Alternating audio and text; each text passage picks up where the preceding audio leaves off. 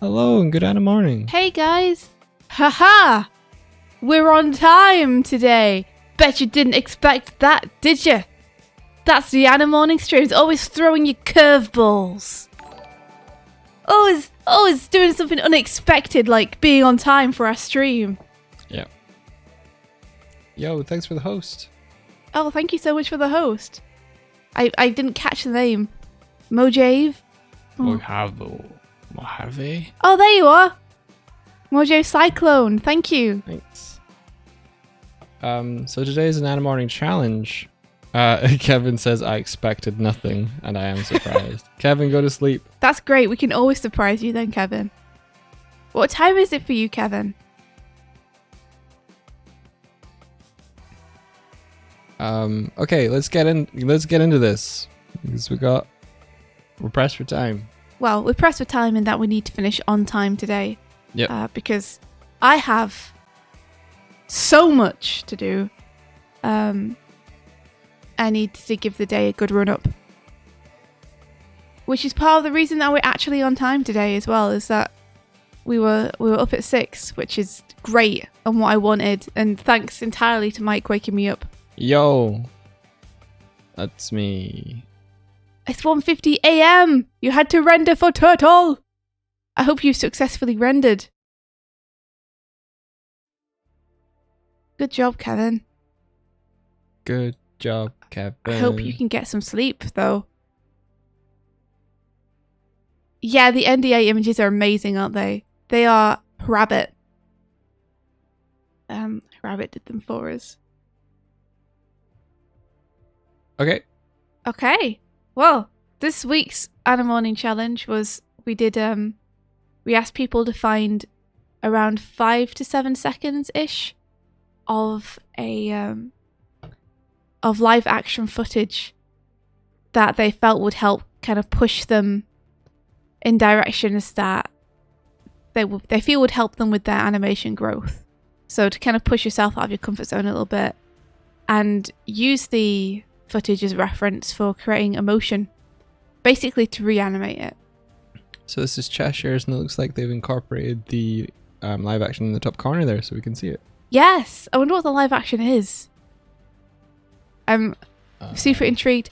Thank you to everyone who included the live action footage with it, and I'm sorry to everyone else that we didn't specify. There's always something we forget to say with the Animorning challenges, and this time afterwards I was like, oh, it probably would have been a good thing to ask to see the footage they chose too, so we could, you know. Yeah, we've got I asked them to send it as an unlisted video if not part of the footage itself, so we've got links to them for reference. It does look like Tron, doesn't it? I bet you guys are right. Very Tronish. Let's have a look. So cool.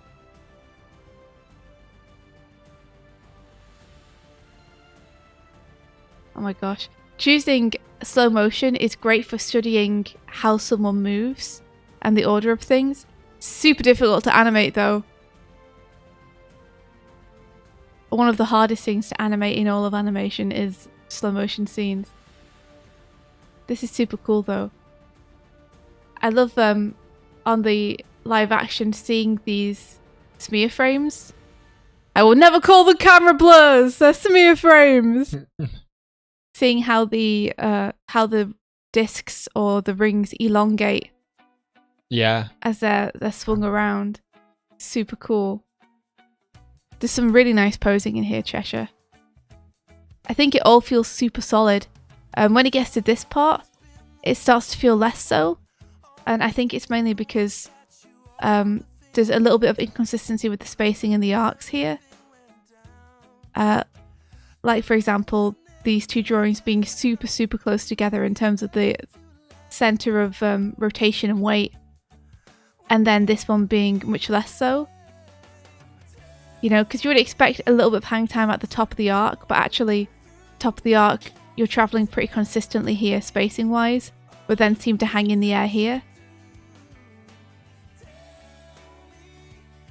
So, what's interesting and important to look at with the live action footage, I'm scrubbing here just looking at the live action footage, is where they're kind of rotating from.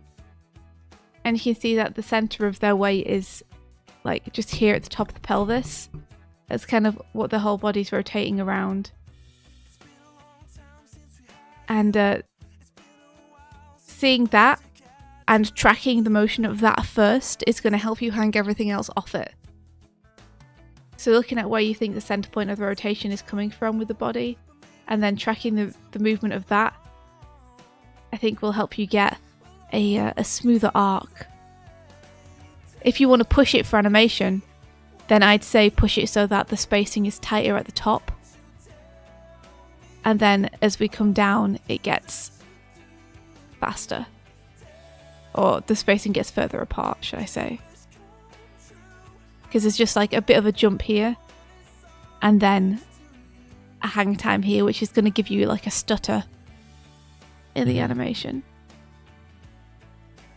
Are you gonna... Do you want to type any of this, Mike, or should I just... Oh, sorry. No, it's okay, because I should be doing that. Cheshire can totally watch this and get this note, but I realise I haven't written it anywhere. No, I think I I can type some of that. Sure. I was just getting extra setup elsewhere. This part feels super solid, though. Watch that you don't get a little bit of head wobble with the sizing of the head changing. Because I feel like it gets a lot smaller here. And there's a little bit of wobble with the path of it. I'd probably smooth that out. So I'll show you what I mean. Can you give me a little... sorry, I missed some of the particular notes that you want me to get, so... Okay, one sec. I got an itchy eye. I've got to rub it. No, that's not what I meant. I tried to skip frame using the shortcut that is on a different program. There we go. Yeah. Oh no, now I've done something strange. There we go. I was saying to find the center of mass and center of weight that the character is revolving around, because there will always be one. And then track that. I need to put this on hold. Let's see. Add to sketch.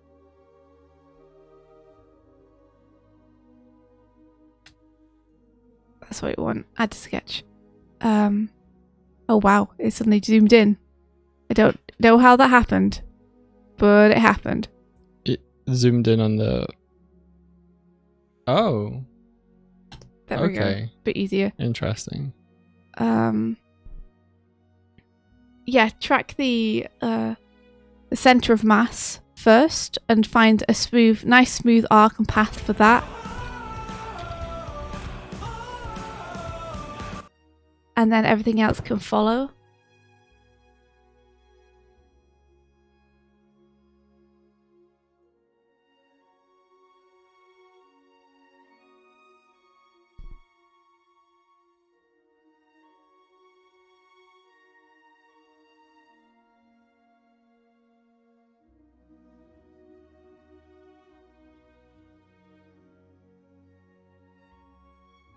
There we go. So you can see we have some shrinkage happening here with the head size, and there's like a blip here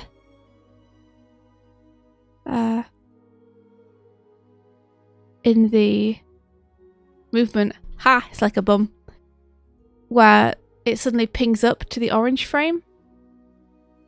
So I just smooth this out so it's more of that kind of movement. All you would need to do is to reposition the orange frame and then try and keep those middle yellow ones a little bit more consistent. Look to smooth out.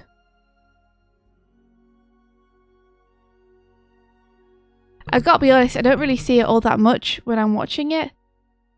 Like, it works really nicely in motion, But if you just wanted to like really refine it and clarify the arcs and make it feel super clean, then looking for opportunities like that to really make sure things are consistent and on a like pleasing and consistent path will really help to just clarify the movements and make them feel very sharp and deliberate all the way through. Gotcha. Let me take that off. There we go. This is really a really fun movement. Let me check the feet placement as well. Thank you for putting a grid in there. I would say I think your grid is different. Looks different to the footage grid. Looking at the footage, it looks like the floor is... The camera is looking flatter on. Yeah. Whereas your camera feels like it's at a higher angle with your floor plane. And that might help with foot placement issues. I'm not sure if you had any, but just in case. I think it looks to me like it's slightly more like this kind of dealio. Emma's making a joke of the grid because that's a Tron in-world reference. Ah! Incredible. Kevin asks, how would you suggest matching grids to video? Generally, I'd just draw over the video, to be honest. But if you wanted to not do that, then I'd just do it by eye. It really helps to look at how other things are placed on the floor. So it's kind of hard. It's not super easy to make out. I think that's something that's worth practicing, both in and outside of these shots that you're doing. Is practicing perspective is a really good way to have a grounding in your solid drawing. I saw a video recently from Ethan Becker where he was taking it was specifically for background design. He was recommending going around Google World or Google Earth and taking vantage points of the virtual thing and then drawing over it and working out what the perspectives were. But I think doing that for various photographs, live action reference, just drawing over and matching perspective grids can give you a better understanding of how both how perspective works, but also how perspective is dependent upon the camera lens and learning what different camera lenses look and feel like. Yeah, I did a little bit of that by just bringing photos into Krita. Yeah. And then matching the perspective points to try and figure out how the perspective was working. Sometimes it's very hard for me to articulate why something feels right or wrong, but at the minute the grid that Cheshire has, it would be something more like this on the actual footage. And you can see how if that was the grid on the footage, this whole thing in the background here would be way more tilted to the camera. Mm-hmm. Because it would be placed more like this. Yeah, you want your lines on your grid to indicate your vanishing points. So if you were to draw and continue the lines on Cheshire's grid, they would go much, much higher, which suggests that we're looking down at the floor plane more than we should be. Yeah, whereas to me it looks more like this is what's going on. Assuming the horizon line is somewhere like that. Martina, I think that is the video. Oh. Thank you. So I'll just say watch grid.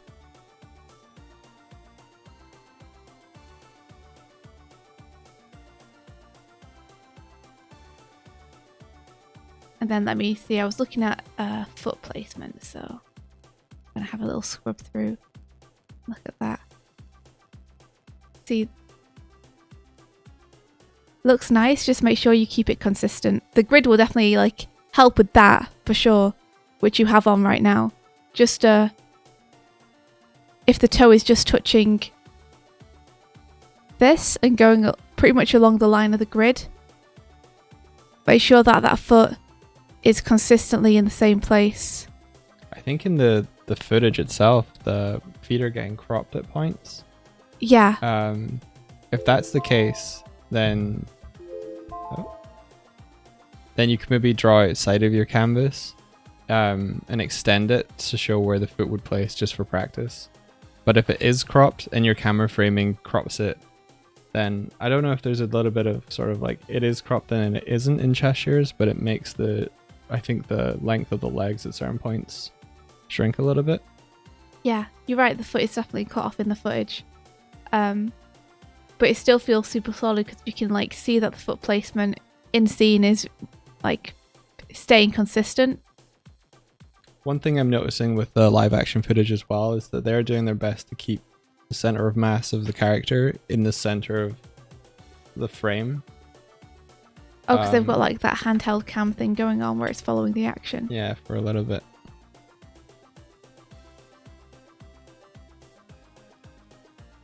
Yeah, it looks like Cheshire has pretty much maintained that. Mm-hmm. I think the only difference is that Cheshire's had to try and fit the footage on as well. Yeah. So hasn't been able to. Yes, slow-mo hurts. Tell me about it, right? I'd love to see you manage to get more of these smears in. Just going to call them out smear. Because they're super cool. And they'll help to show the speed of the ring as it loops around. So yeah, just be careful with the foot placement. I'll write here foot placement as well. Foot placement. If you keep it solid, then it'll make the animation feel very solid too. Like it'll already feel like when they hit the ground they're rooted there and then push off. It'll keep it a bit more believable. Keep consistent.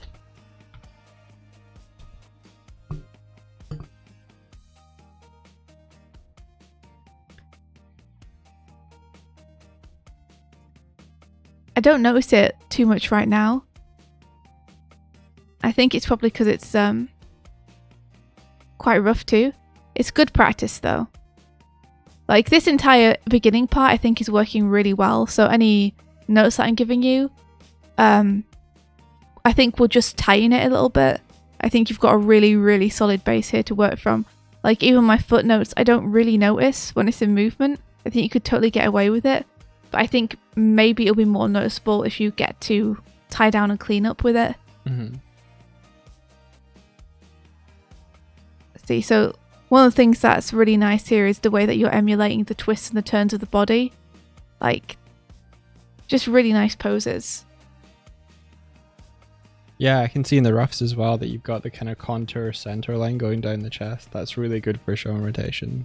Yeah, good to keep track of, like, really nice lines of action you can see here going through the head to the back of the foot. So let's see.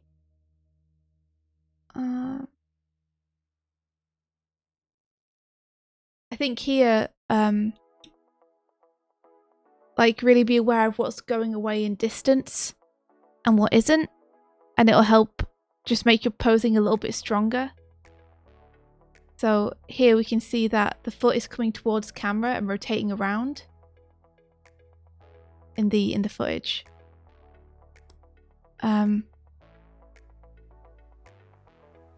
So think about like the contours of this leg and how it's going to be. If you were to animate facing this away from us. Yeah. and it wasn't based on live action footage, but you had a camera twisting in the air and a camera move. Mm-hmm. Would you animate it with the camera move on, or would you animate it with the camera move off and then add the camera move later? I think it would depend what software I'm working in, because not everything gives you the option to play with the camera. Okay. If I was working in Toon Boom, which does give you the option to play with the camera, then I think what I would do is I would... I did this one shot for Rise of the TMNT Vines, Mm-hmm. which was like a fan project, Yeah. where there was a moving camera. And I think I found a workflow that really worked for it and felt good, and made it feel very accurate and was very easy to work with too, which was where I basically took the footage and then I drew over the background like this. Okay. To figure out like where the camera was, and then as the camera moved around, I would fill in the background and essentially move the frame of the actual reference around. Right. This is really hard to explain. I wonder if I could just show you guys. Maybe we can put a pin in it and be like, we will show this in like tomorrow's stream or something. Maybe. Could you NDA me for a sec? I just want to see if I can find the file. I just know that we want to end at 9. Have you NDA'd me? I believe so. Okay, I'm just checking so I can look. Yeah, you should be. Wait. You're full screen, so let me just NDA myself as well. Thank you. Awesome. Just give me a sec. I just want to see if I've got the file because I'm very bad at explaining these things in words, but if I can show you, then that would be great. Finished projects. This would have been done on your last computer. Yeah, I know. But I moved over a lot of the turtle stuff. I think that may have been included. Rise TMNT Vines. Oh, it depends which Vine it was because I've only got Vine 2 here. Looks like the reference. Let me see if this is the right one.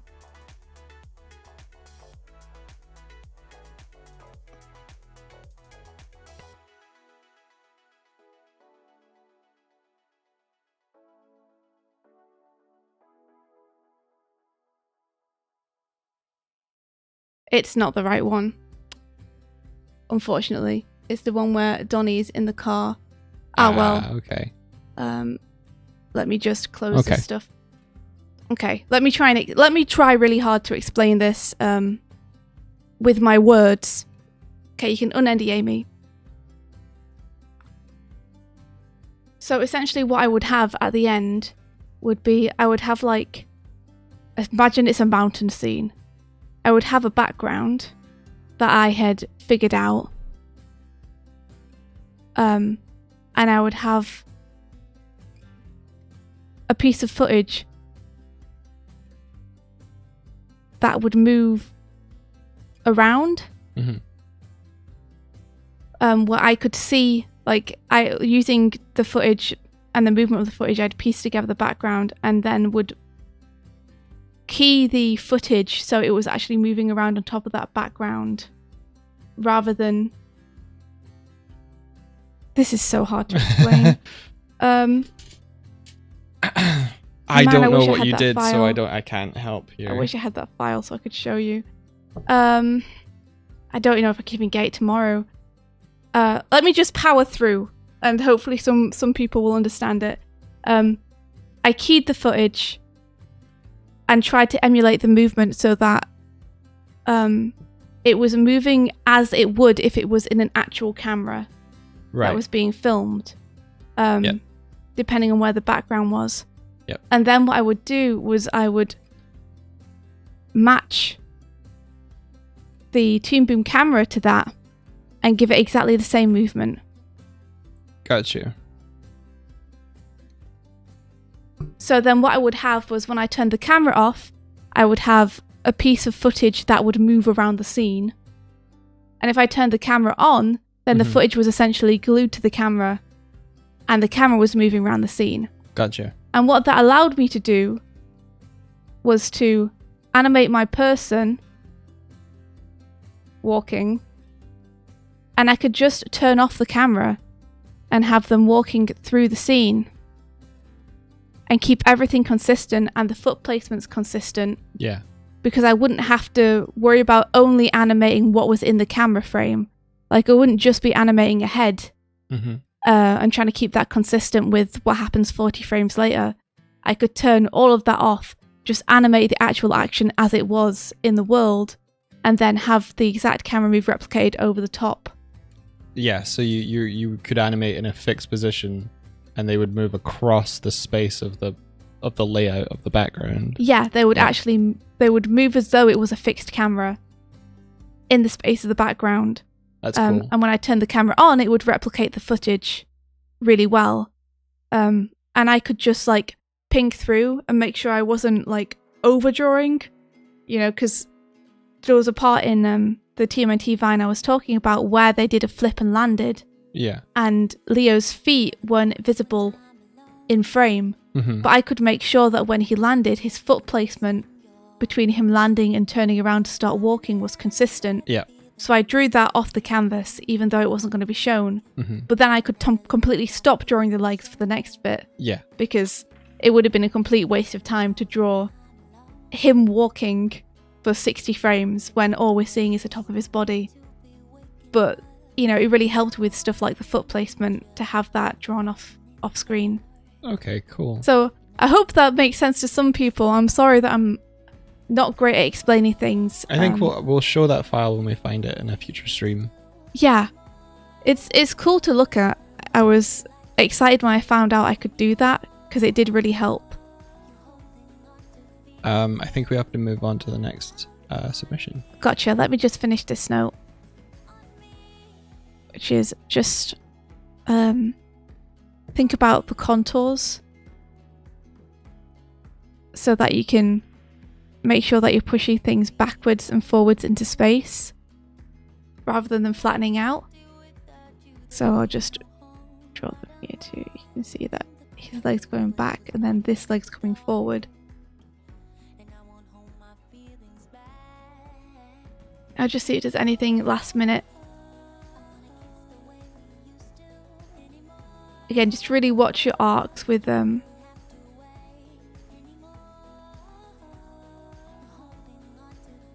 this little slow motion bit. The slow motion bit is where it starts to get a bit hairy, but I think that's probably also where you ran out of time.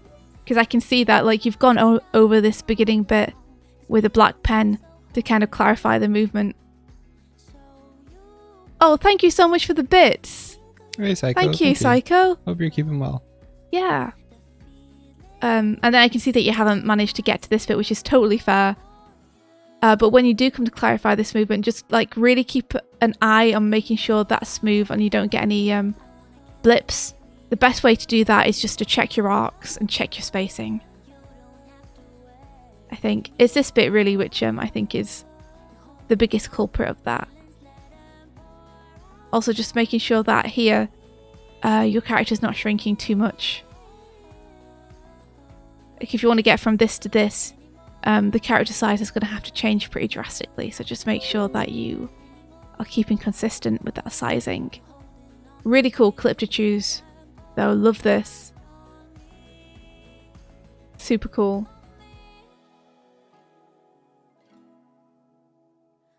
So yeah, consistency.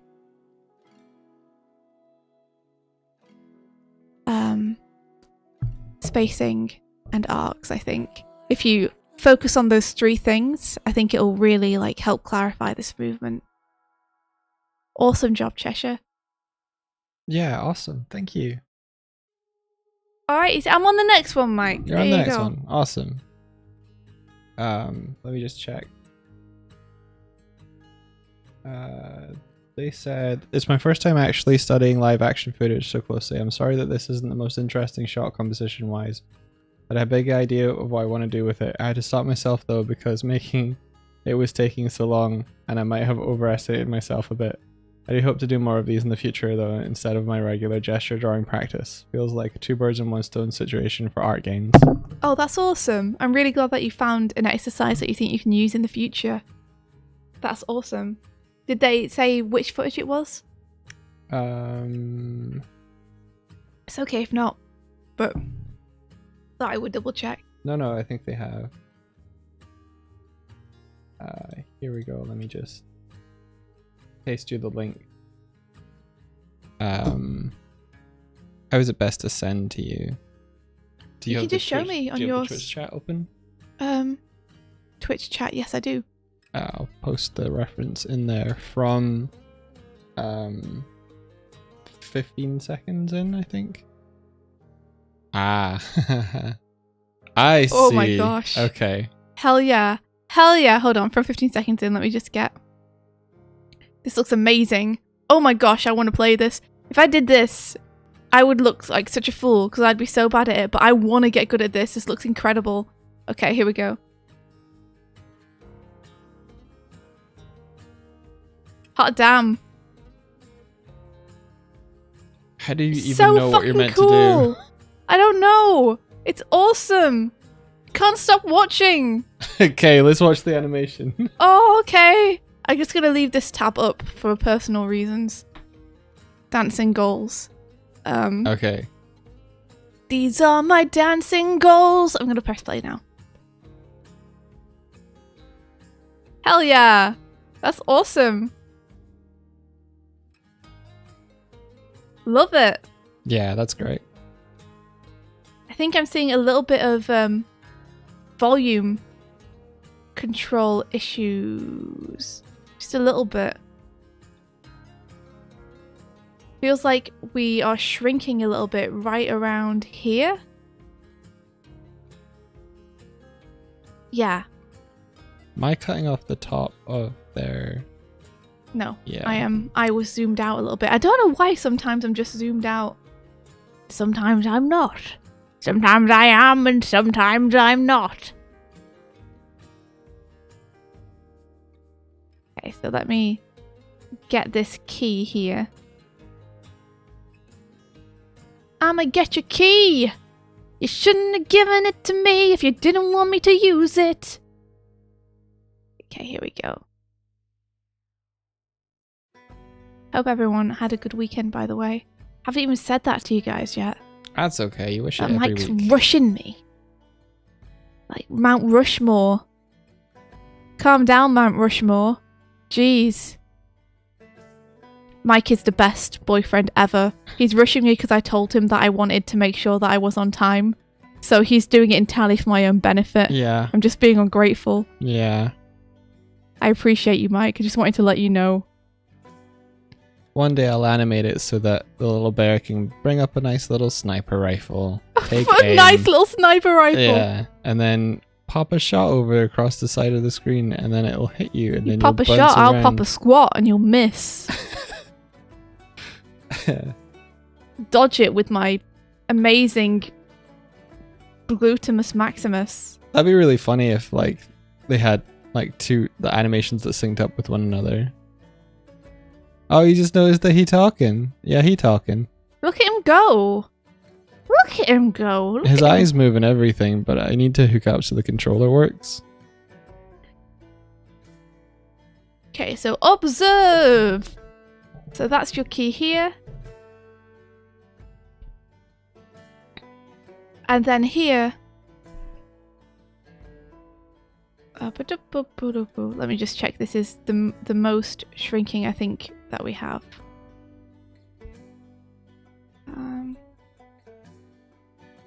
Yeah, here we have the head's bigger, but the legs feel smaller.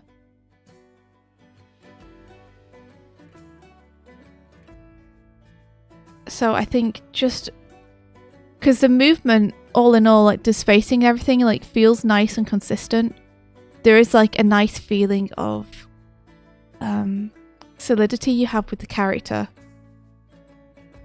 But there's just this bit here feels like he shrinks between this key and the key where he stretches his leg out at the end.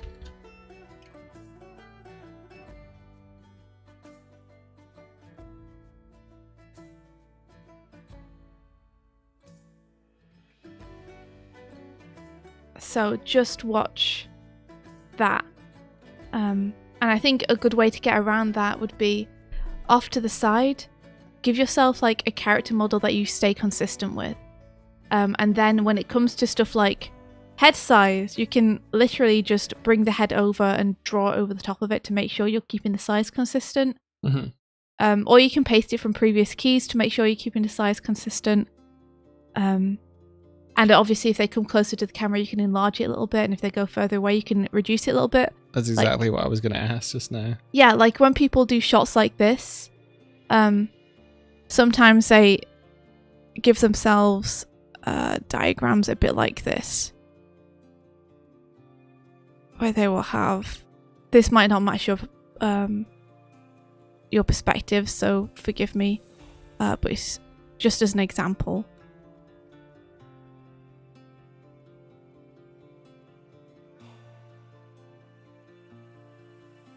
Look at this terrible grid, but you get the impression that it's a grid, so that's the important thing. They'll have a character model. Sorry, it's my calm is going a little bit. And they'll pop the character model here. And they'll pop the character model like here. And they'll pop the character model like just off the canvas. Like here, so I have a reference for like the sizing as it comes. You'll see that in animation layouts a lot, in terms of background layouts, where they place mannequins of the characters in. That's really good. And they'll often have multiple mannequins of the same character at different sizes through the scene to show what the perspective would be. Mm-hmm. And it's super helpful for the animators, because obviously then the animators can keep the sizes consistent all the way through. So in the case for this study, you could possibly do like a key at the farthest from the camera, and then a key drawing the closest to the camera, and then you can kind of make sure that you don't overstep either of those bounds.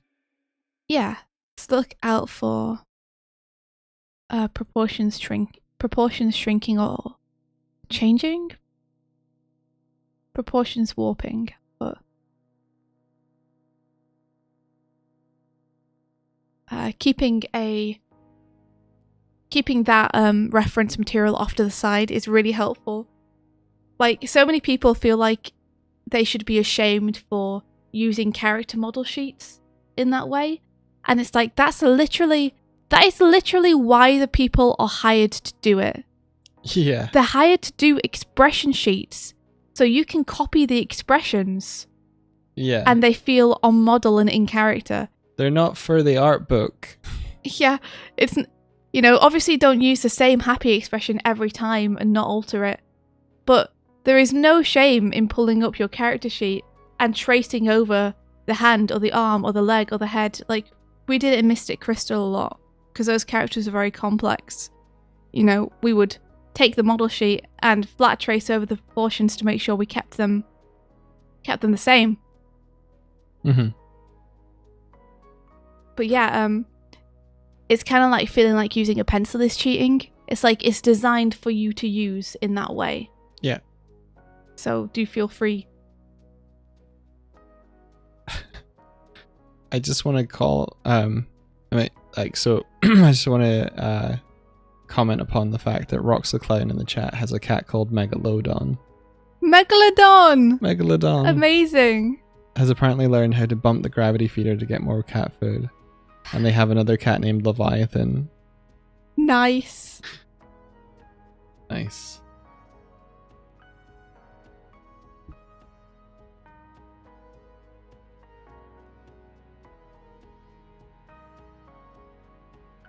Yeah, like obviously you want the leg to elongate here.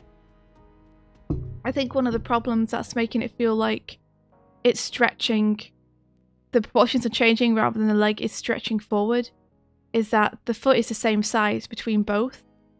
Mm-hmm. And I think if you push the scale of that a little bit, it's going to feel more like it's coming into the foreground. You just want to like do what you can to more obviously call out this stuff and like visually simplify.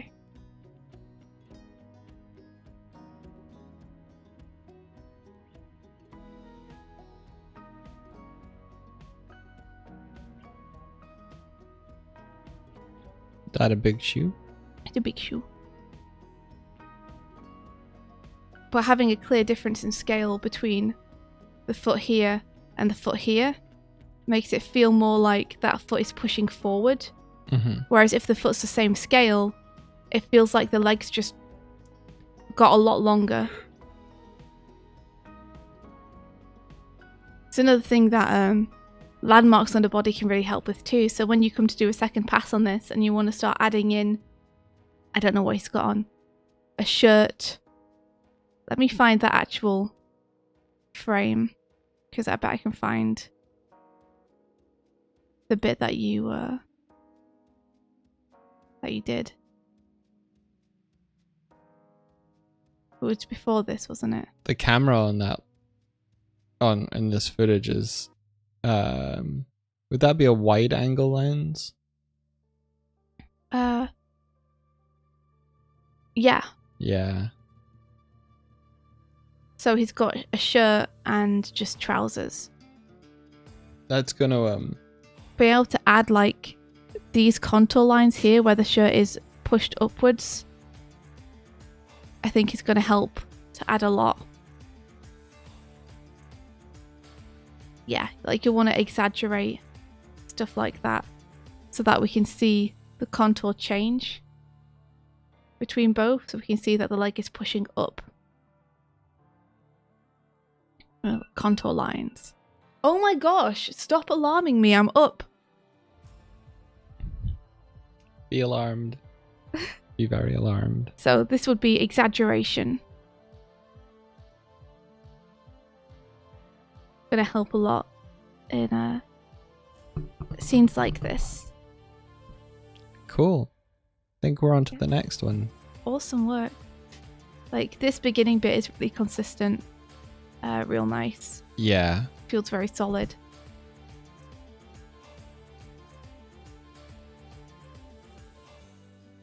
Let me just check this smear as well. Yeah, the smear feels nice. Like normally you wouldn't keep a smear on for like 4 separate frames. You would have it smear maybe once, twice, and then settle in. Watch also your spacing on this third hand position here. Just because you've got... If only I could draw. You've got this. Just add sketch. Then you've got this. Feels nice and consistent so far. Then you've got this. Then you've got this. And I think you want the yellow to be more like... I might just erase it.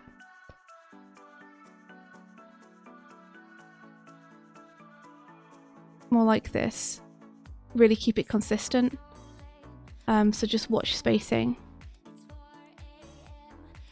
So normally you wouldn't want to keep a smear frame on for 4 frames because then you can properly see the smear in the animation rather than just creating the impression of a camera blur. But I think it has kind of a nice effect. Like you can choose to have it on or not have it on. It's really a stylistic choice rather than anything I think is particularly right or wrong. And I think in a dance video like this, it can be kind of nice because it creates almost like a strobe effect. You know? Mm-hmm. Places like this, make sure that you're following the curve.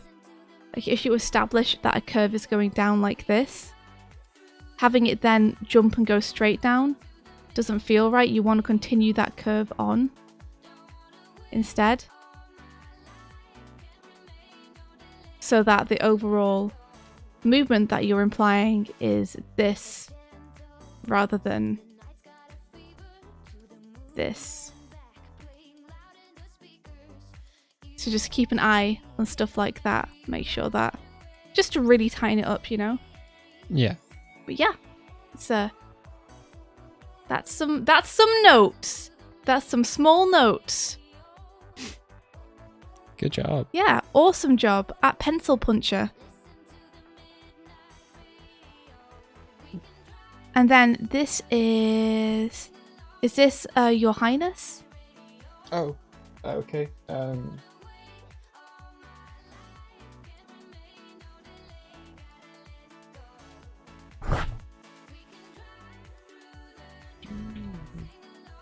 That would be Anne-Marie, isn't it? Hate Cloud. So let's watch it first, and then I'll link you the reference. Are there any notes we should read? I went into this with the intention of focusing on the head neck movement from this angle and accidentally tried doing camera movement for the first time. And you know what? I don't know what I was doing, but it was surprisingly fun. Also, locomotive and anime is weird. What the hell do shoulder blades even be doing? Thanks. Love you. Bye. So let's watch it. Let's go. Well done for trying out camera move for the first time. Whoa. Nice. Ah, love seeing that grid rotate. Love seeing that grid rotate.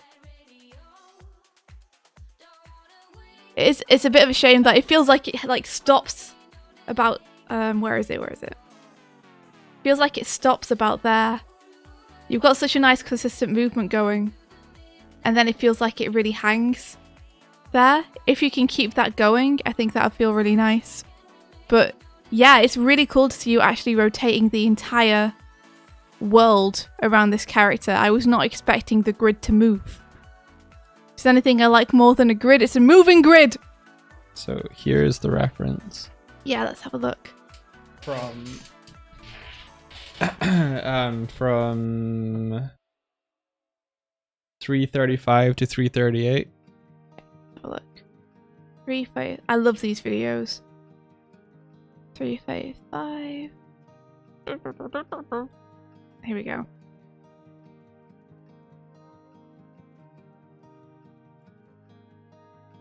Yeah, lovely.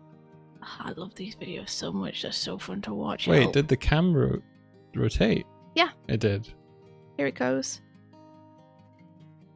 Gotcha. So it does like come to a stop, but it doesn't come to a stop as harshly or suddenly as you have it in your reference. It kind of eases in a bit more. So we can watch it through frame by frame. So here we go. We're rotating around and coming closer. And then you can feel the cameraman hit the floor here and keep continuing that movement. But you can actually feel the cameraman like... feels like someone falls to their knees. Such a cool reference. Whee! Whee! Whee! That head whip, super fun. Look at this amazing line of action. Wow. Look at the way that like the chest is leading and then the head is dragging. Whiplash. It's so cool. Okay, let's have a look.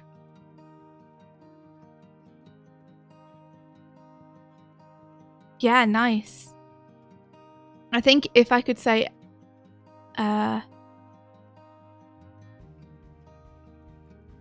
let's see. If I could say anything about it, I would say that maybe the ending is starting to feel let me just check the reference again.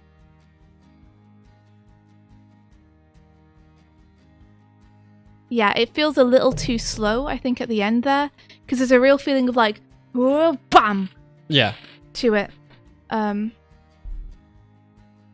And the spacing at the end here feels very even, rather than like you really want to hang around this and get the most out of the chest starting to descend and the head starting to pull back, because it's all going to start speeding up, like at this point.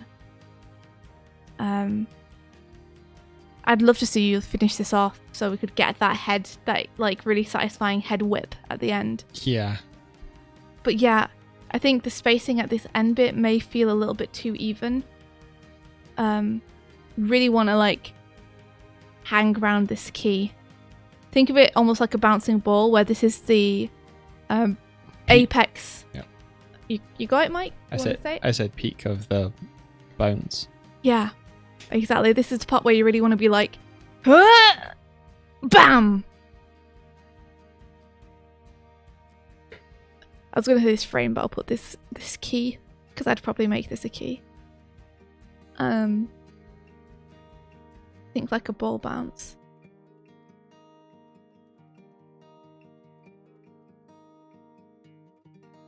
Because one of the things about looking at reference like this is like, it's half copying it and it's half looking at what the feel of the footage is and then trying to enhance that and almost like clean that up with your animation.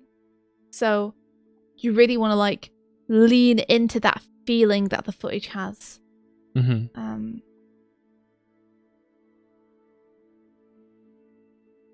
If you want me to be writing these, sorry. It's okay, I am writing it down.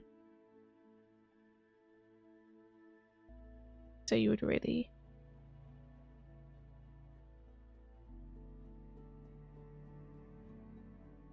that kind of feeling, you know, in terms of the arc.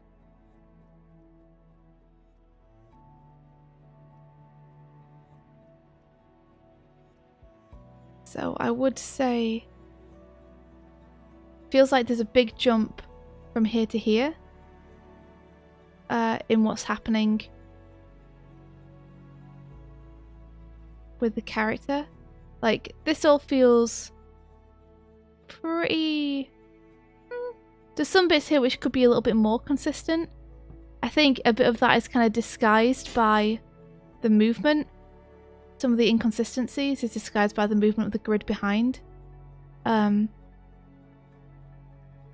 think you're getting away with it, but just be careful.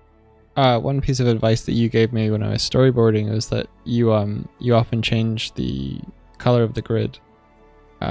Yeah. This is just a sort of general advice here, but if your grid is black and your character is in black ink as well, just change it up so it helps you read your animation better. Yeah, it's a little bit more visually confusing if there's black lines crossing black lines. Yeah. Than if the grid is like semi-transparent and say red or blue or green. But yeah, this feels really nice and consistent. It feels like there's a big jump in the movement here, like we're almost easing here. The movements are very slight, and then we get this bam backwards, and then we're kind of back into easing a bit. So watch that spacing there, because we have ease, then big movement, then ease. Whereas I think you might want this to be more of an in-between. I think maybe you just want to gear up into it more, so this would be a bit more extreme, and then this would be an in-between between this frame and this frame. Gotcha. Let me see if I can make it a bit more apparent what I mean. So, tracing the head movement. I have this, then we have this, then we have this, all very close together. This. And then sudden jump here, back to there, up to here.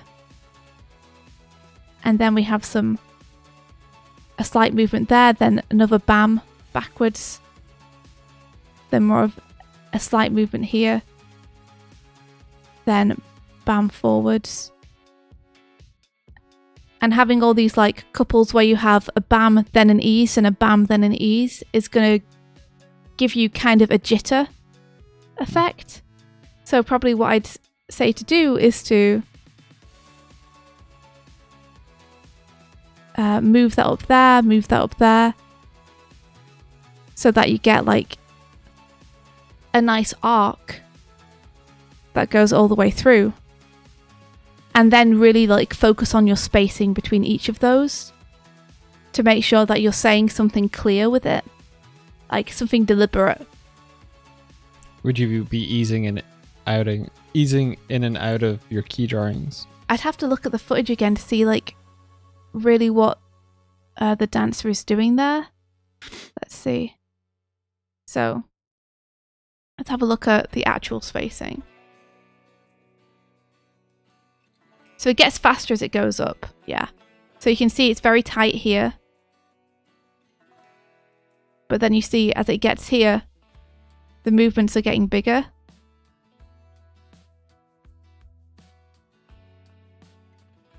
And then the movements are still big here, but we're pivoting around the neck because the back stopped. Here the head is moving from the back. And it gets here, the back settles in, and from here, the movement's all the neck, because the back is starting to pull forwards and the head is dragging behind the neck. So still large movements, but it's just pivoting around the neck here.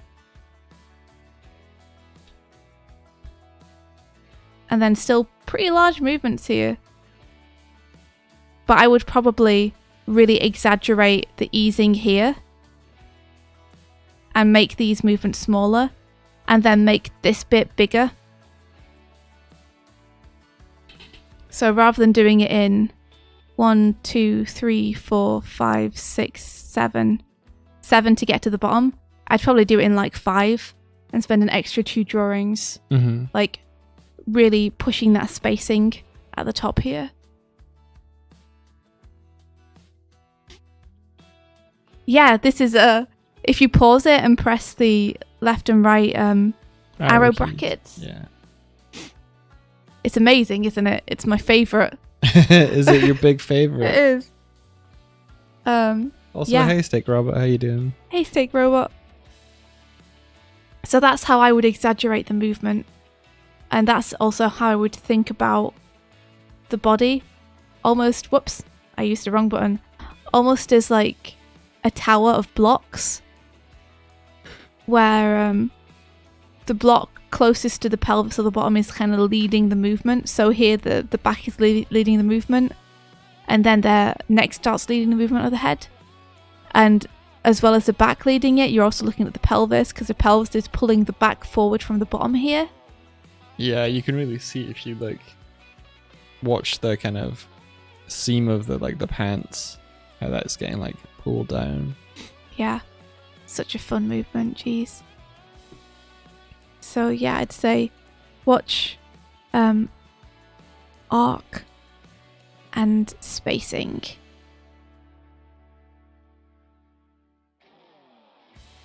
Exaggerate and make deliberate is what I'd say.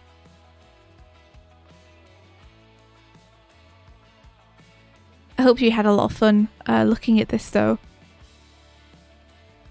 It's interesting to see a lot of the reference being chosen is more physical movements. Yeah, very dancey. So far we've had Tron, we've had a kind of Stepmania dance machine, and we've had like a dance video. Yeah, a dance choreography video. Yeah, I hope this is like you guys are having a lot of fun doing these exercises, because they look super fun. Let me put the hold on like that so that we can remove this note from the rest of the video. Yeah, so just really like look to keep it consistent. I'd say the same thing here is we have just really making sure that what people are probably going to be looking at is the chest and the head here. So those are the two things you really want to keep consistent between the frames, because that's where people's eyes are going to be. Right? So these two are good, make sense. Oh, I see, I've got a note there. Go away, note. I need that drawing. Let me see if I can move it. Damn it, note! Note! Okay, so we have the feeling of this arc happening here, which is nice. I would anticipate the next frame to maybe be like this. Mm-hmm. But then the next frame we drop down to here instead. Is that partially because of the camera move? I don't know, it might be, but I didn't notice any big camera drops in the footage. Yeah. And then we have another ease down here. And then need to move this again. It's going to move it to the end.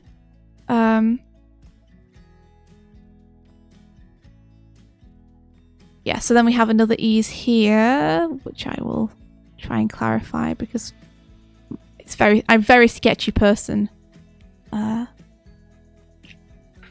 You are pretty sketchy. and then another big movement, and then another very slight ease, and then another really big movement. And it's just like the paths aren't very clear. So watch arcs and paths. Just really make sure you make those like pleasing and easy to follow. One thing that I noticed with the spacing that's happening a lot,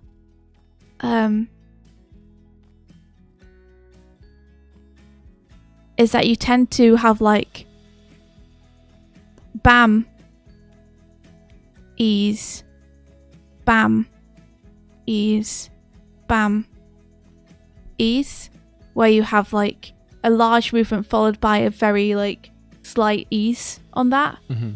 And it gives you kind of like a stop-start feeling. Gotcha. So just make sure that you're really deliberately putting in what your spacing is there. And it's hard when you're like studying footage as well, because half of your brain is focused just on like emulating that movement. Yeah. I think the usual practice would be to do a very, very rough pass first. Which would probably actually be what you have here. And then when you go in to tie down, You can tighten those up.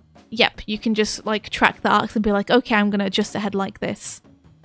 And then adjust a few of the frames. So this would be like for the next pass, this is what you could do. Do you think we have time for one more? Yeah, I think so. Okay. Really love seeing this this grid in the background move. That's such an ambitious thing to try. And I think it looks really cool as it's rotating around. Just when it gets to the point where it feels like it pauses, make sure that it doesn't feel like a weird hang time. Just there. Keep that grid moving. And yeah, just look. Make sure you are keeping the head arcs nice and smooth. Smooth is such a dirty word in animation. It's become such a dirty word because it's the word that everyone defaults to when they try to compliment something that they can't. So fluid. Yeah, they don't know what it is. But in terms of this specific note does require smooth arcs. Not necessarily smooth spacing, depending on what you want to do with the spacing, but smooth arcs, I think. Because the movement itself, like, it's very graceful.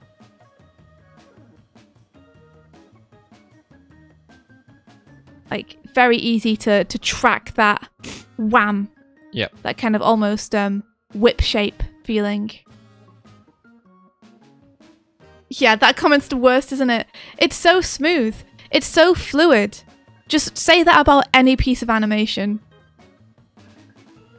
It doesn't matter if it's on like 2s or 4s or 1s. People will say it and think it means something. I don't know what they think it means, but anyway.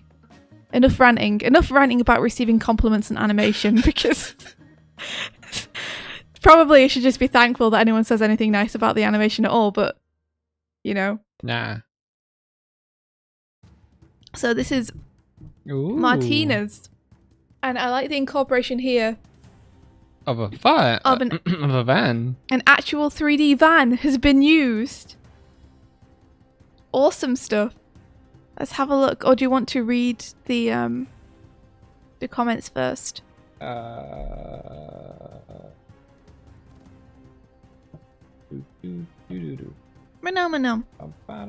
Okay, the Animorning challenge turned into a gesture drawing exercise. I need more practice. Well, I mean, that's what this is here for. So don't even worry about it. Is that everything? Yep. Okay, I'll hit play.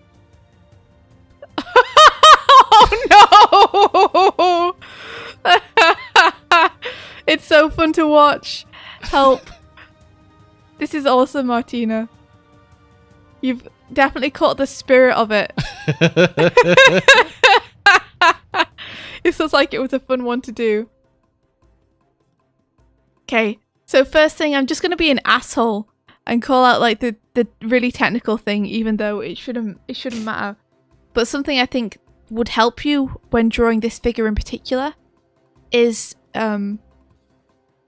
you've got the grid in here, you've got the model in here, but I think the perspective that you've chosen doesn't quite match the footage. Mm-hmm. And the reason I think that will help you draw the figure is because I think that the horizon line is probably, you can correct me if I'm wrong, Mike, about here.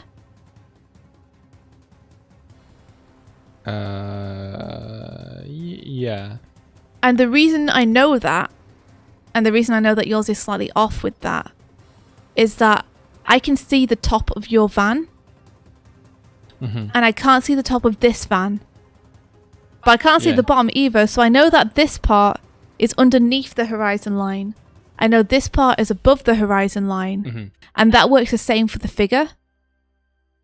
Yeah, it's interesting. Like, there's a grid there. I'm curious, like, is this Blender? How you've gotten that? We shouldn't get too hung up on it. One thing that I'm noticing in the footage that's really helpful is there's 2 lines on that right there that shows you your grid. Oh my gosh, it's gone. It's gone a long way away. Hold on. We can actually figure out the perspective here if we use these. But it does require me to be able to draw a straight line. So it's probably like this. So it's a bit low. Oh, Clip Studio. Okay.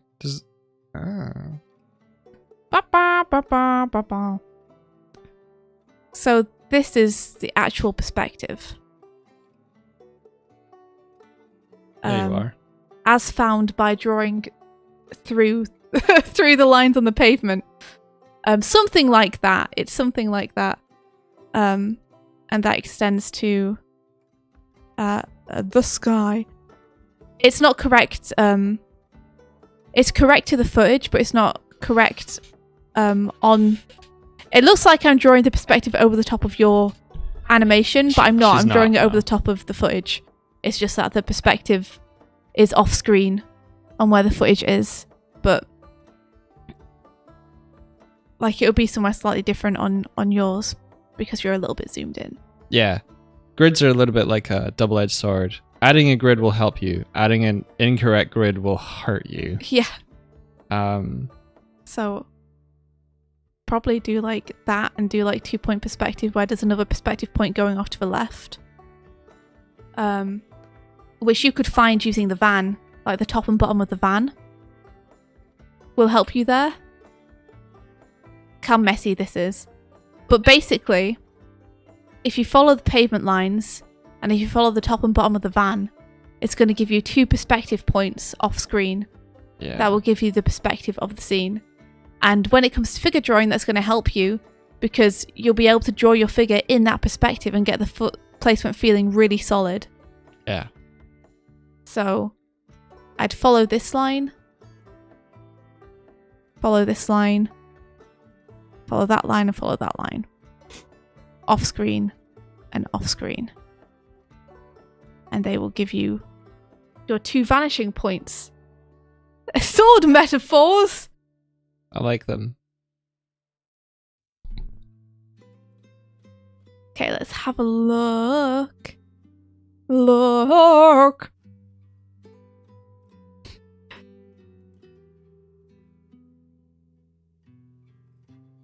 So yeah, just little things if you're wanting to really push it.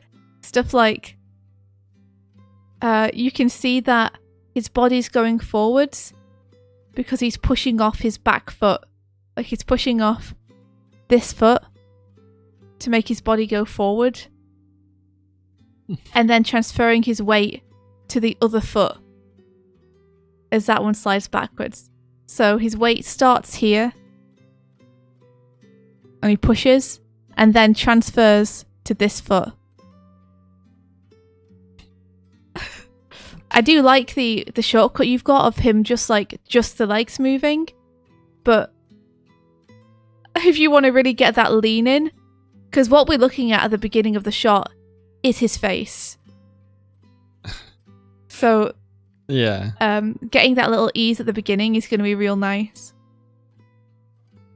Let me take those notes off. Well, that's the setup for the fact that his his center of mass is not being supported at that point. Yeah. It would be really fun to just track his center of mass, which would, by the way, be like here. It's like his pelvis belly area. I love the keys that you've chosen. Like, these are some real nice poses here. I like the exaggeration of pushing that shoulder forward, because it's going to help you break the silhouette. You can break the silhouette even more than you are doing right now with those flowers, if you tilt the hand a little bit. Mm-hmm. Whoops. Well, I've just thought of another challenge. nice line of action there. Like, again, nice exaggeration, pushing that that leg all the way back.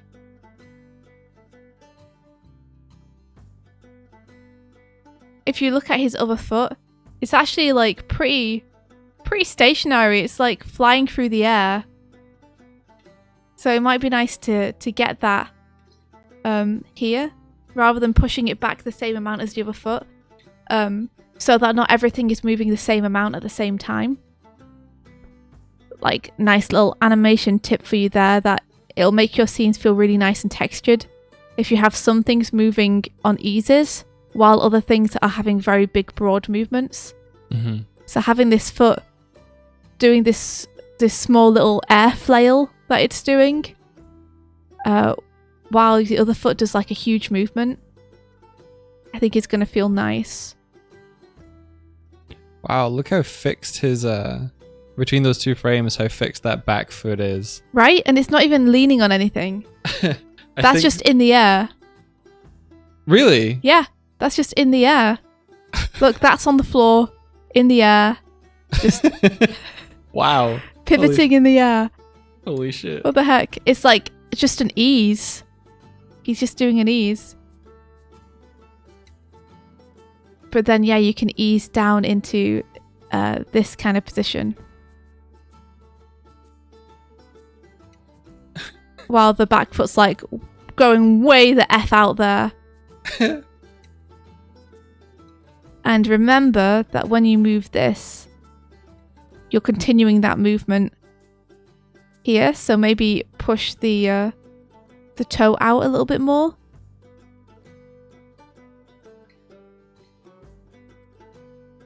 Here, to really like make sure that the arc is continuing. And at this point, it's off the floor. Just goes off the floor. I think a shadow will really help, actually, because there's a lot of movement here, and it's a little bit more difficult with a high camera if you're animating to know when a foot is on the floor and when it's not. Mm-hmm. So adding those contact shadows. Yeah. Gotcha. So, like, knowing if his foot is contacting the floor or not here would be really helpful. And if it is, then to keep that consistent on the ground here. So much of it is just like control. Like controlling your spacing, controlling your frames, controlling your volume. Maybe that's why so many animators are control freaks. Is we just like love being in control of everything. God of motion. This is really fun though. I like seeing that you've added your own flair to it, because these frames don't match up completely, but you really like still get the impression of the movement very, very well. Like when I watched them both next to one another, I wasn't like, oh yeah, that doesn't match. Mm-hmm. But some of these frames are like so wildly different.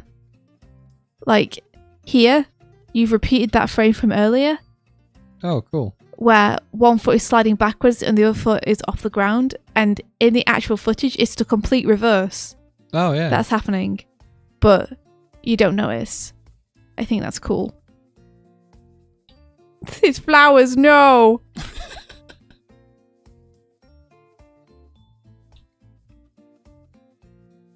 Yeah, really making sure that you know what the foot placement is happening here will be helpful to you, I think.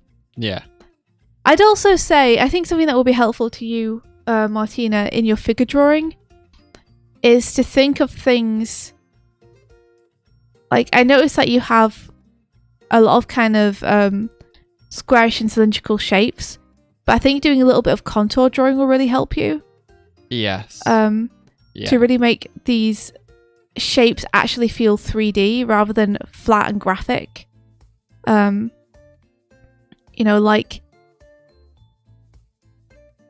this forearm here.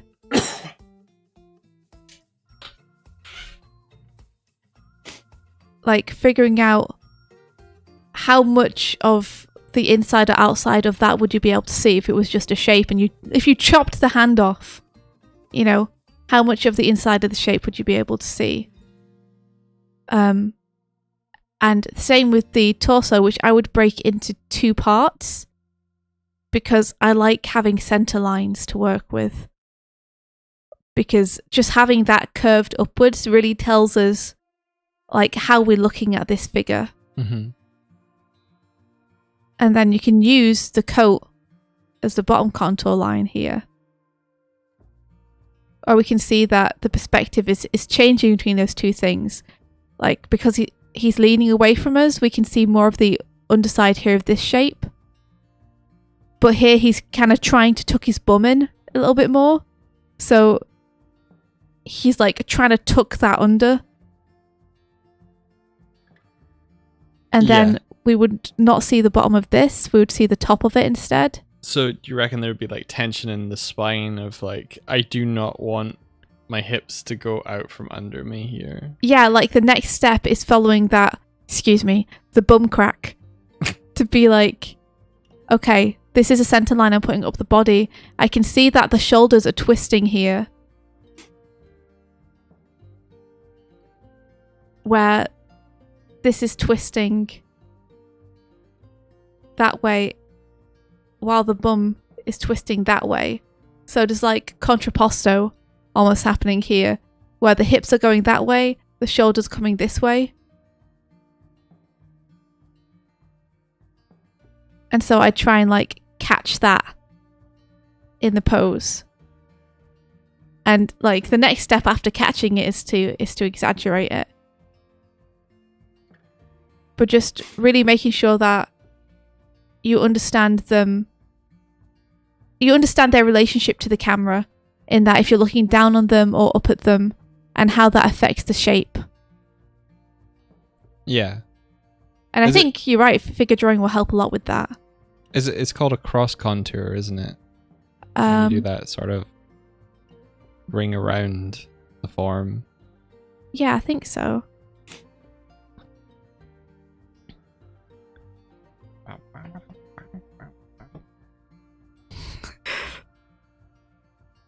Straight off the floor. Just no part of them is on the floor anymore.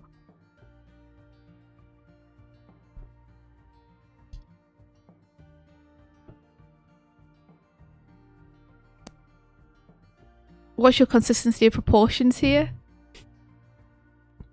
This is a nice pose with a nice feeling of movement to it. Remember as well that foot consistency, use your grid. Make sure those foot positions are consistent. If they're staying on the floor and sliding back and forth, make sure they're not like moving off the floor. Yeah, between this and this, feels like there's a bit of an inconsistency of proportion here.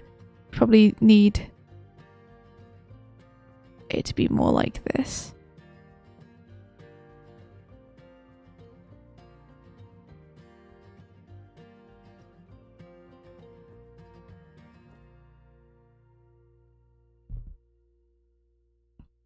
Just like making sure that torso's roughly the same length. And of course it's going to change as it tilts towards and to and from the camera. The sizing of it is going to change, but I don't think it would change so much between these 2 positions.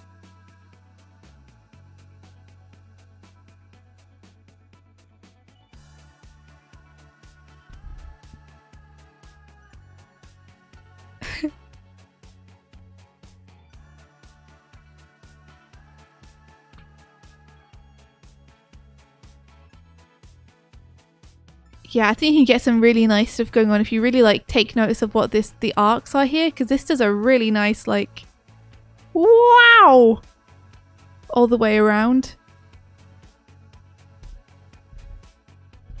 Oh my gosh, what a fun pose. Hell yeah.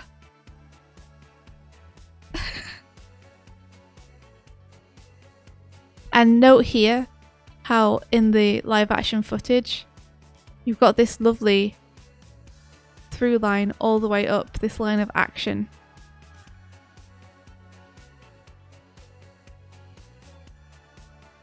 You know, look to try and emulate that in yours, tilting that body back a bit so you can really like push that feeling.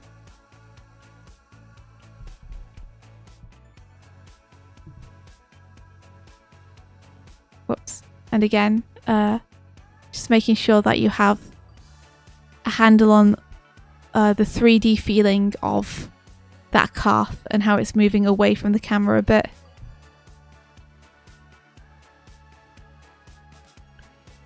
Line of action. It's really useful for poses like this. Like super graphic poses, the line of action is such a gift. This is great. Yes, I love that pose. It's so fun. Maybe even push the pelvis forward a little bit more.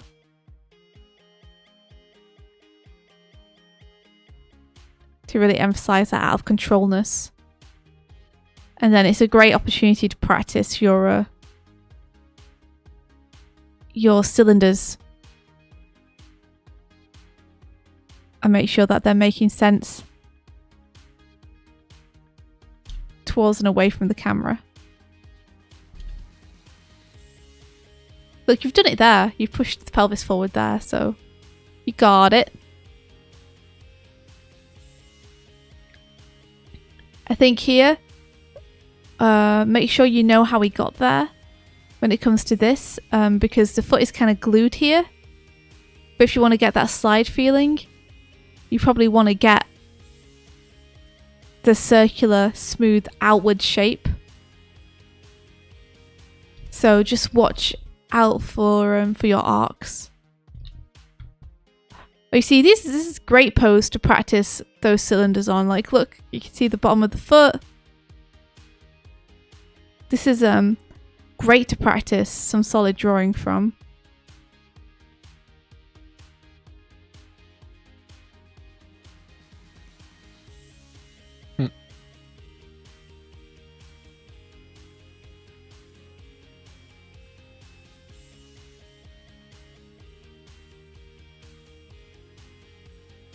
Yeah, also don't be afraid to do what India's doing here, to study and really study like how that figure is built. Overdrawing like this and using the kind of mannequin type drawing that India's using can really help you understand where the twists are. You don't have to invent from scratch when you're studying. Yeah, no, absolutely. The way that I learned was by looking at real stuff and drawing over real stuff, and you know, I've still got a lot to learn, but it helped. I can definitely say it helped. Like, I want to see that dimensionality in your drawings too. Like, I love poses like this where you can really like get the feeling that this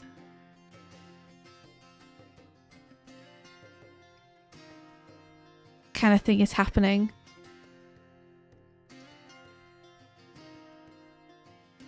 You know, where you can really see the angle.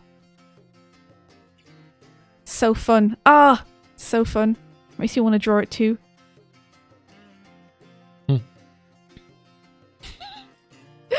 It's fabulous. Like that foot is, the bottom of that foot is not even close to hitting the floor. It's full on ankle slide. Amazing. I'm genuinely impressed that they are still holding onto the door handle. It's the only anchor point they've got. And they haven't let go of the freaking flowers. Do you reckon this was like purposeful? Yes. Yeah. I reckon they are 100% like, there's ice, let's film something funny. Yeah.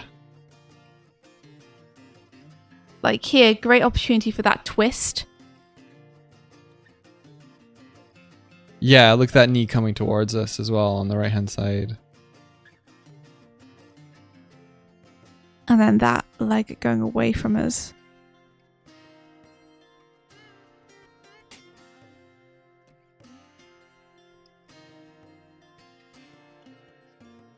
I would say if I was to give you some advice to try and improve this further, I think the main things I'd probably say are look for consistent foot placement and add those shadows so we really know when the foot is on the floor versus when it isn't.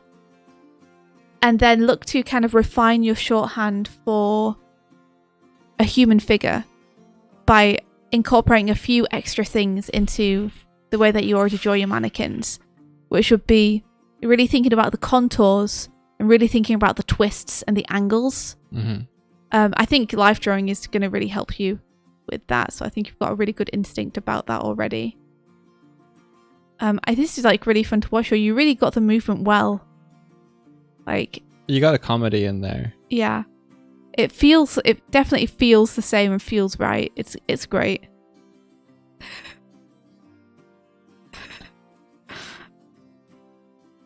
Yeah, like you've done a great job. I think if you clarified the foot placements and worked on your shorthand a little bit, like this could be something like really fun and special. I like the addition of the flowers just Yes. going everywhere. I was just about to say that, like the flowers flinging out of the end of the, I don't know what you call it, bouquet. I was going to call it a flower cone. The flower cone. The flower cone. Super fun. Really awesome job. I love this. I think this is super impressive and cool. All right. So we got through 4 of them. We're going to have to do the rest tomorrow because I have to go. Unfortunately, I must away and do some boards. I'm going to try and really have a good day of working with it because the weekend, I was planning to do work on the weekend and I don't know what happened, guys. I felt like I was hit by... Your body said no. A truck. My body was like, you can try to work. And I did. And it was like trying to push a train along a track where the engine's not on. It just... Like, I could not get my head into the game and I barely made any progress. So I've got to catch up today and have a really good one. Luckily, thanks to Mike waking me up early, I am feeling much better today than I was yesterday. And I woke up early as well. Just mood-wise. Naturally, so I'm feeling pretty chipper. Heck yeah. Nanoni, you're very welcome to do this challenge. The challenge was to take a piece of media from like filmed media, take 7 seconds and take the staging and the acting and the motion and reference it. We will not, however, be able to critique it tomorrow, but we do have a new challenge that if you're interested, we'll be able to critique what tomorrow? Nanoni's one. Oh, because right. they said, can I take part tomorrow?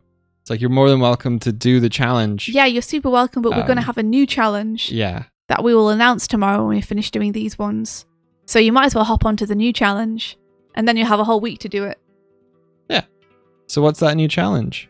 Oh, do you want me to announce it now? Mm-hmm. Okay. Yeah. Well, the new challenge is going to be a character design challenge. So, it was one of the ones we were almost going to do last week, but we're going to do this week instead. So, take a live action character from a TV show that you haven't seen animated before. I'm adding that caveat because I think it makes it easier if you have seen them animated before. So take a live action character from one of your favorite shows or movies that you haven't seen animated before and create a character design for that character that would work in the world of animation. that's going to be getting some appeal in there. Mhm. It's going to be making sure that they're not too complicated, that they're nice and streamlined, that the shapes are easy to draw and simplify for storyboarders, and that the face, like the expressions, are readable enough. Or if the character's got a mask, that the body language is going to be readable enough. Jim is asking whether any animating is involved. No, not at this point. Just the character design. Although I feel like it feels like a natural thing to then have you animate with them after that. Mm-hmm. Because then if you've made your character too complicated, oh boy, will you find out why that's a problem. Yeah, this could be a two-parter. Yeah, I think it might be a two-parter, but I think it's going to really help you guys to see what to look for when simplifying characters. So really think about making it feel iconic, like preserving the iconic things about those characters so that they're recognizable. Really think about appeal.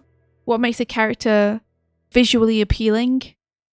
Think about how your character's going to express themselves in terms of acting facially and with their body, and what would make that easiest. Yeah.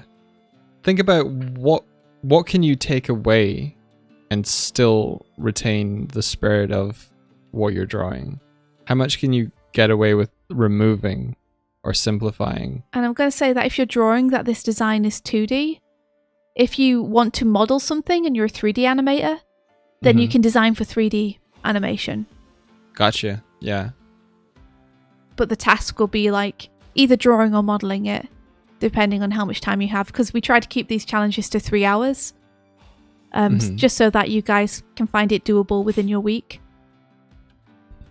And I know that modeling something is probably much more than a 3-hour job. I definitely can be, yes. We got a chroma from Andreas who just said, just wanted to tell you guys that you're awesome. Thank you. Thank you very much. Thank you. You are awesome too. Yes. Thank you so much. But yeah, it's going to be interesting to see what people choose, especially because I think it's one of the challenges is we haven't said do it in the style of anything. So you guys can really choose what you think would suit the show.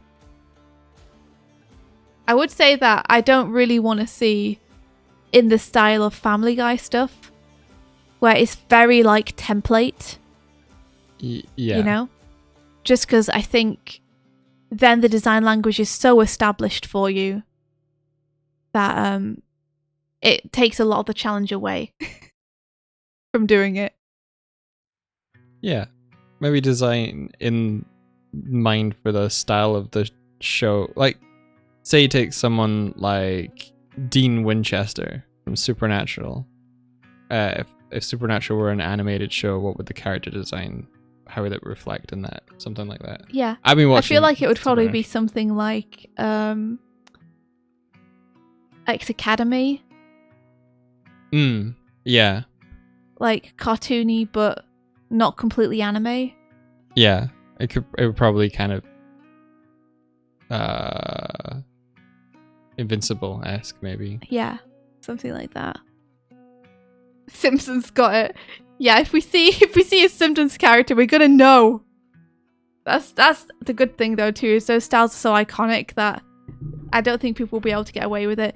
I shouldn't have said that. Now people are gonna try and get away with it. Don't try and get away with it. Just do the challenge properly. God, guys, God! I don't know Always why. pushing me. I don't know.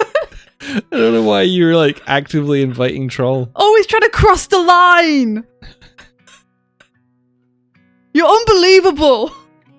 It's getting really angry at nothing happening. Nothing. Like yeah. constructing this narrative in my own mind. Collapse that pocket dimension you've just created. Everyone's always against me all the time. God.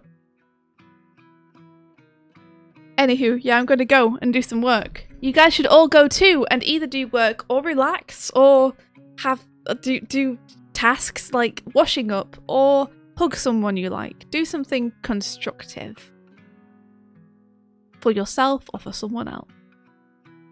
And So is this specifically a live action character into is. a 2D design. Cool. Yeah, because the point is basically that you haven't seen them animated before. Yeah, cool. So that you're working from a fresh slate, but you have enough to work with. And with it's an not like established character. a book character. No, it's Cool. a character that already has a visual design, just Yeah. hasn't been translated into animation yet. Cool. Sounds great. Okay. Yeah. Alrighty then. Alrighty then. Until next time. Wait, are we rating anyone? Yeah. We don't have to. Grading's fun. Let me just check who's online. Can you raid anyone in the next 5 seconds before I lose? Yeah, we're gonna raid Interest. Nick. We're gonna raid Nick. We're raiding Nick. It's done. Amazing. Thank you. He's Wait, your playing- question. Can you do Mythbusters or something like that? Yeah. You certainly can. You most certainly can. Hey, which track is this? I was super looking for this. It's White Bones, Run Past Me. Cool. I was Alright. trying to find that yesterday. Until next time. May the rest Of your day. be filled With adventure. Take care, everyone. Goodbye. Bye.